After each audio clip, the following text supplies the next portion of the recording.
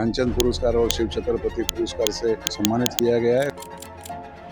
क्या क्या चैलेंजेस आपने फेस किए हो? 15 साल की उम्र में रेल दुर्घटना हुई थी, उसमें दिव्यांगता आई। उस समय दिव्यांगता को लोग एक शराब जैसा समझते थे। आर्मी के जो जवान थे पैरा स्पोर्ट्स खेलते थे। वो जर्नी वहाँ से शुरू हुई 1993 से। मेरे लिए मेरे लाइफ का अगर आप बेहतरीन क्षण मेरे देश का तिरंगा जो फहराया जाता है वो मेरे लिए अनमोल है। हाय, वेलकम टू आवर चैनल बात बेफिक्र। आज हम बात करने वाले हैं सत्य प्रकाश तिवारी जी से, जो कि पैरा स्पोर्ट एसोसिएशन के हेड हैं। और इनके बारे में और भी बताएं तो ये ध्यानचंद अवार्डी हैं, प्लस छत्रपति अवार्ड से नवाजे गए हैं ये। So let's talk to him. हाँ जी, आप बताइए कि क्या चैलेंजेस और कैसी जर्नी रही आपकी? नमस्कार सभी को। सबसे पहले मैं बताता हूँ कि आपने बताया पैरालंपिक एसोसिएशन का मैं हेड हूँ। मैं हेड नहीं हूँ, मैं एक उसका छोटा सा कार्यकर्ता हूँ। और हाँ, ध्यानचंद पुरस्कार और शिव छत्रपति पुरस्कार से अवश्य मुझको सम्मानित किया गया है। उसके लिए मैं भारत सरकार का और मैं महाराष्ट्र शासन का शुक्रगुजार हूँ।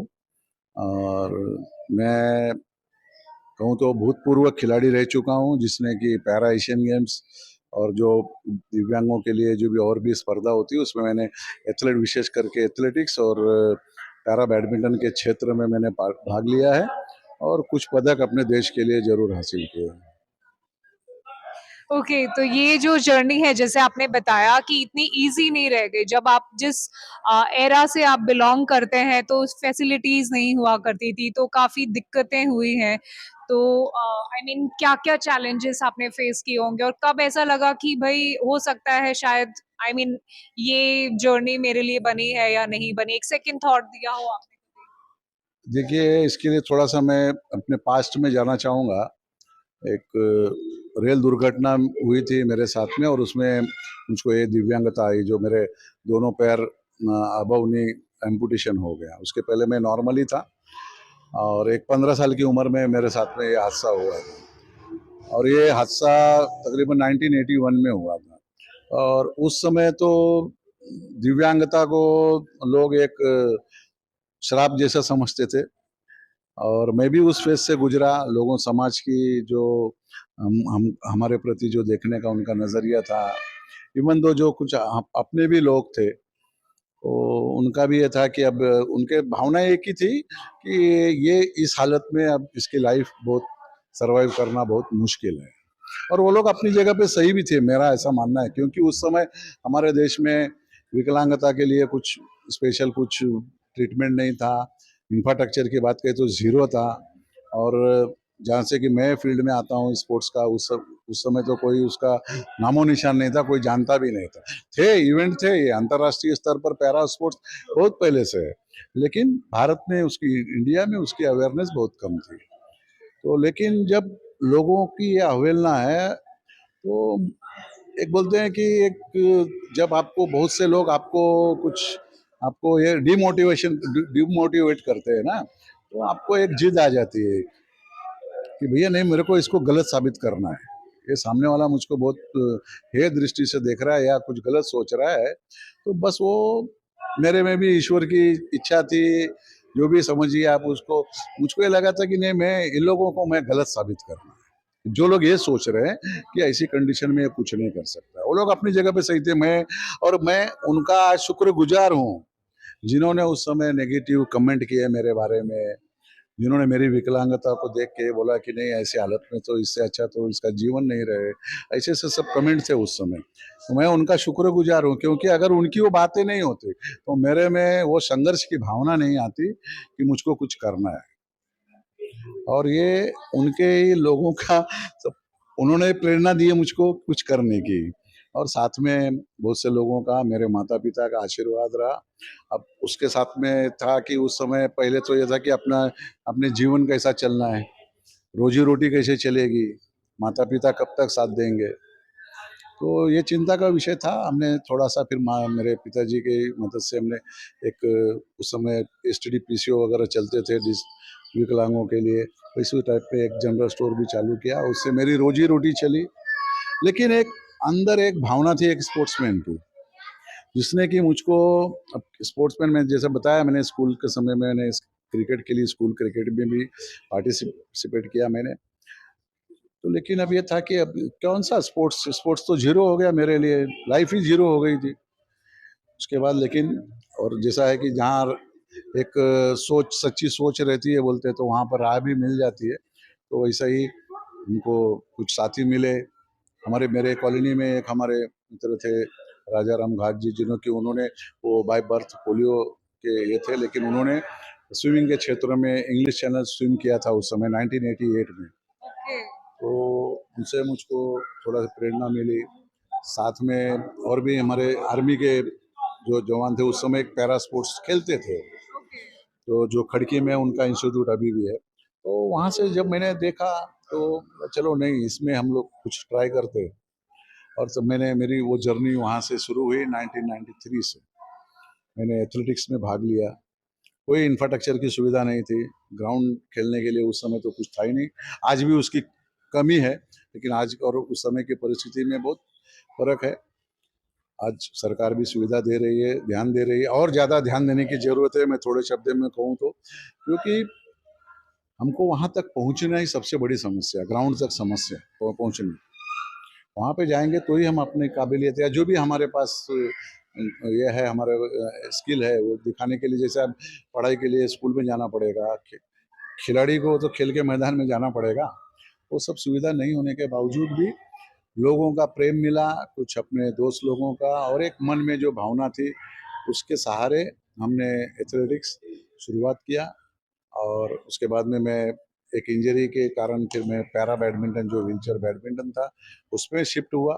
और इस तरह से मेरी अंतर्राष्ट्रीय जो जर्नी थी वो भी तकरीबन 20 साल की रही, जो जिसमें मैंने 4 पैरा एशियन गेम्स में अपने भारत देश को रिप्रेजेंट किया। और वैसे ही वर्ल्ड चैम्पियनशिप, और मतलब जो भी इंटरनेशनल टूर्नामेंट्स होते थे उसमें मैंने पार्टिसिपेट किया, और उसमें 16 मुझको मेडल्स भी प्राप्त हुए। और उसी के कारण ध्यानचंद पुरस्कार और जो आपने उल्लेख किया वो भी प्राप्त हुआ। लेकिन एक मन में ये थी, आपने जैसा पूछा कि तो हर एक का लाइफ में संघर्ष तो रहता है, और जितना आपका बड़ा संघर्ष होगा उस सफलता का मजा आपको, मेरा ऐसा मानना है कि उसका बहुत आनंद आता है। और मेरे लिए मेरे लाइफ का अगर सबसे बेहतरीन क्षण पूछेंगे तो मैं ये कहूँगा कि जिस समय मेरी वजह से मेरे देश का तिरंगा बाहर फहराया, जैसा कि वो मेडल सेरेमनी होती है, मेडल अंतर्राष्ट्रीय स्तर पर एशियन गेम्स वगैरह में, तो उसमें जो फहराया जाता है झंडा, वो मेरे लिए जो क्षण था वो मेरे लिए अनमोल है। और उस दिन मुझको ऐसा लगा कि मैंने अपने लाइफ में अपने देश के लिए कुछ छोटा सा अपना योगदान किया। और उस समय लगा कि मेरी ये जो दिव्यांगता है, जो इसको लोग शराब समझते थे, वो मेरे लिए आशीर्वाद बन के आई। और इसी तरह से अभी चल रही है। अभी तो मैं, जो नए प्लेयर्स हैं उनको मेरी जो जितनी कैपेसिटी है उसके अनुसार उनको मैं थोड़ा सा कोचिंग देने का या उनको मार्गदर्शन देने का काम कर रहा हूँ। बहुत सारे बच्चे मेरे अंतर्राष्ट्रीय स्तर पर खेल रहे हैं, और उसमें से बहुत से लोगों को महाराष्ट्र शासन ने भी उनको सम्मानित किया है। कुछ को क्लास 1 की नौकरी भी मिली है। तो मुझको, जो मुझे नहीं मिला वो उनको मिला, इसमें मुझको बहुत बड़ा आनंद है। और आगे भी पैरा स्पोर्ट्स हमारी प्रगति करे अपने देश के लिए। मेरे जो नए खिलाड़ी हैं उनको यही शुभकामना है। आपने देखा भी होगा कि हमने हर स्तर पर, मैं कंपेयर नहीं करता हूँ नॉर्मल से और इनको, लेकिन हमने जो आपका एशियाई खेल हो या ओलंपिक्स के खेल हो, जिसमें हमारे पैरालंपिक रहते, उनमें हमने बहुत अच्छा प्रदर्शन किया है। आप अगर कंपेयर करेंगे तो मेरी लोगों से ये है, समाज से ये है कि आप हमारी डिसेबिलिटी को मत देखिए। हमारे में जो एबिलिटी है उसमें अगर आप थोड़ा सा हमको सहयोग करेंगे, उसमें आप थोड़ा हमारा उत्साह बढ़ाएंगे, तो हम भी अपने देश की प्रगति में सिर्फ खेल के माध्यम से नहीं, बहुत से हमारे दिव्यांग भाई बहन हैं जो अलग अलग क्षेत्रों में उनका स्किल है, जरूरत होती है कि उनको थोड़ा सा सपोर्ट करने की। तो उनको अगर आपका समाज का सपोर्ट मिलेगा तो वो भी अवश्य अपने इस देश की प्रगति के लिए अपना योगदान देंगे, ऐसा मेरा व्यक्तिगत रूप से मानना है। Thank you so much. I mean seriously आपका ना सिर्फ ऐसा ये नहीं है कि एक जो सोच होता है, जो मोटिवेशन होता है, वो आपके वर्ड्स से दिखता है, समझता है। और इतना बोलने के लिए, इतना जर्नी लेने के लिए बहुत करेज लगता है, बहुत हिम्मत लगती है। और वो आपने सिर्फ बोला नहीं है, आपने किया है। लोग बोलने के लिए भी सोचते हैं और आपने तो करके दिखाया है।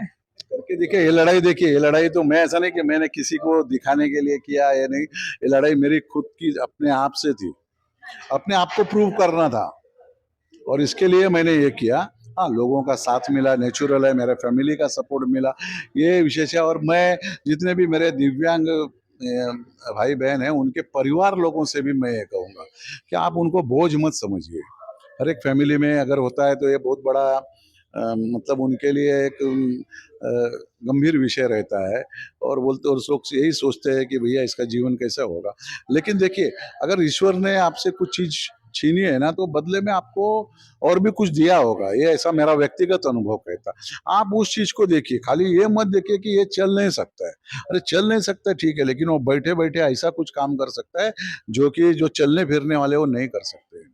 तो आपको उनकी जो क्षमता है उसको आगे लाने में उनको सपोर्ट करना चाहिए और सरकार को भी इसके तरफ ध्यान देना चाहिए कि उनको सेल्फ कॉन्फिडेंस बनाए, आत्मनिर्भर बनाए। ये नहीं कि सरकार देती है, सुविधाएं देती है, बहुत सारी सुविधाएं देती है, नो डाउट जिसको सुविधाएं मिलनी चाहिए वो दे, लेकिन आत्मनिर्भरता की ओर ज्यादा उनका लक्ष्य होना चाहिए, ऐसा मेरा मानना है। क्योंकि जब हम करेंगे ना, तभी उसकी वैल्यू हमको समझती है। मैं अगर 100 मीटर की रेस कर रहा हूँ ना, तो 100 मीटर रेस को जब कंप्लीट करूंगा, तभी मुझको लगेगा कि उसमें क्या, कितनी ताकत लगती है या कितना संघर्ष लगता है या कितना ये। तो आप वो मत छीनिए किसी से, उसको करने दीजिए। हाँ, उसको उत्साह बढ़ाइए, उसको जो सपोर्ट है, मॉरल सपोर्ट है वो दीजिए। ऐसा ये फैमिली से भी मेरा निवेदन है और हमारे जो भी सरकार है या जो भी एनजीओ है इस क्षेत्र में काम कर रही, उनको ये खाली सिर्फ आपने कुछ कभी कुछ इवेंट ये कर दिया, कुछ करते हैं ना कि एक इवेंट ऑर्गेनाइज कर दिया, एक दिन उनको घुमा दिया फिरा दिया या जो भी कुछ है, ऐसी कुछ छोटे मोटे इवेंट करते हैं, वो करना जरूरी है, नहीं ऐसा नहीं है। लेकिन उसके साथ में उनको, मेरा यह है कि कोई किसी भी क्षेत्र का हो, आत्मनिर्भरता की ओर आपको विशेष ध्यान देना चाहिए, जिससे कि वो एक दिन नहीं, 2 दिन नहीं, पूरी लाइफ अपनी एंजॉय कर सके जिसे, और अपने आत्मसम्मान के साथ में रहे और साथ में अपना तो देखे, अपने परिवार का भी पालन पोषण कर सके, अपने कम्युनिटी का भी देखभाल कर सके और जिसमें जैसी क्षमता है वो अपने राज्य का, अपने देश का भी नाम रोशन करे। जी, तो ठीक है फिर। सिर्फ सत्य प्रकाश तिवारी जी का ही नहीं, तो सब मिलके करते हैं ये। तो एक साथ ठानते हैं कि जो भी हमसे हो पाएगा, ये एक इंसानियत के नाते करेंगे कि जो भी हो पाएगा वो हम जरूर करेंगे। एक दूसरे को सपोर्ट कीजिए, ज्यादा नहीं लगता, सिर्फ एक हिम्मत लगती है। आप कुछ भी कर सकते हैं, चाहे हम एबल हो डिसेबल हो, सिर्फ एक सोच का फर्क है। तो वो सोच है जो आपकी जिंदगी बदल सकती है, और वो सोच ही है जो आपको रोक सकती है। So thank you so much. धन्यवाद, थैंक धन्यवाद, यू। धन्यवाद सर, धन्यवाद। चलिए मैं थोड़ा देखता